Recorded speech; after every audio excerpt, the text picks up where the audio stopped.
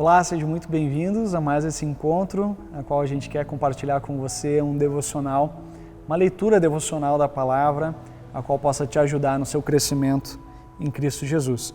A gente está na carta de Paulo aos Colossenses, capítulo 2, e eu quero ler alguns versículos e trazer algumas reflexões para você. O primeiro versículo que eu quero ler se encontra no versículo 13 e diz assim: quando vocês estavam mortos em pecados e na incircuncisão da sua carne, Deus os vivificou com Cristo. Ele nos perdoou todas as transgressões e cancelou a escrita de dívida, que consistia em ordenanças e que nos era contrária. Ele a removeu, pregando-a na cruz, e tendo despojado os poderes e as autoridades, fez deles um espetáculo público, triunfando sobre eles na cruz. Essa palavra é uma ilustração do que Cristo faz por nós na cruz, perdoando os nossos pecados. E ele fala aqui sobre uma escrita de dívida. Eu acho que fica muito fácil a gente entender caso a gente estivesse dentro de uma enorme dívida, uma dívida que a gente não pudesse pagar, uma dívida que fosse tão grande ainda que a gente trabalhasse a vida toda, a gente não conseguiria pagar.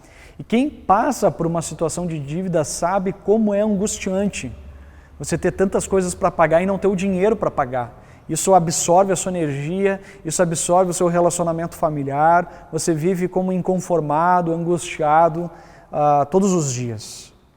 E é um pouco assim como as pessoas sem Cristo vivem, angustiadas porque não têm esperança da vida eterna, não têm esperança da intervenção de um Deus Todo-Poderoso na nossa história, e é assim que muitas pessoas vivem. E a Bíblia fala que ao nos distanciarmos de Deus, ao sermos desobedientes, a vivemos conforme a nossa própria vontade, nós adquirimos essa dívida imperdoável. E é só para aqueles que creem no Senhor Jesus que essa dívida é perdoada. E à medida que nós somos perdoados, nós vivemos de uma certa maneira. E é essa maneira que eu quero compartilhar com você, que está lá nos versículos 9 e 10. Ele diz assim: pois em Cristo habita corporalmente toda a plenitude da divindade. E por estarem nele, que é o cabeça de todo poder e autoridade, vocês receberam a plenitude. Interessante que Paulo fala sobre essa escrita de dívida, nós somos perdoados, vivemos como pessoas libertas, e aí ele fala sobre esses tesouros escondidos em Cristo Jesus, então na qual a gente está sempre de novo descobrindo, buscando, e aí ele fala que em Cristo habita a totalidade de Deus. Lá em Hebreus 1:3 vai falar que Jesus é a expressão exata do ser de Deus. Por isso, quando nós o buscamos, nós buscamos o próprio Deus. E aí ele nos revela algo mais profundo ainda. Ele diz que essa plenitude, por nós estarmos nele, ele colocou essa plenitude em nós.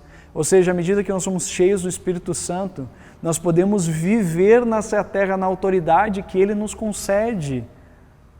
Por isso, a gente não fica com medo de orar em nome de Jesus por uma cura, a gente não fica com medo de pedir a intervenção de Deus sobre alguma realidade de dor, de sofrimento, de morte, porque ele nos deu essa autoridade. Ele colocou essa plenitude no nosso coração por meio do seu Santo Espírito. E eu creio que essa é uma diferença muito grande na vida daqueles que descobriram o Espírito Santo e o poder que nele habita na vida daquele que confia em Jesus. Não vivam como se Deus fez uma única ação no passado na cruz. Ele está realizando algo nas nossas vidas e através da nossa vida.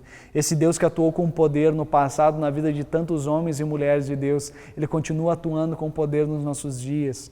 O que ele precisa encontrar na terra é pessoas que nele confiam, pessoas que vivem pela fé.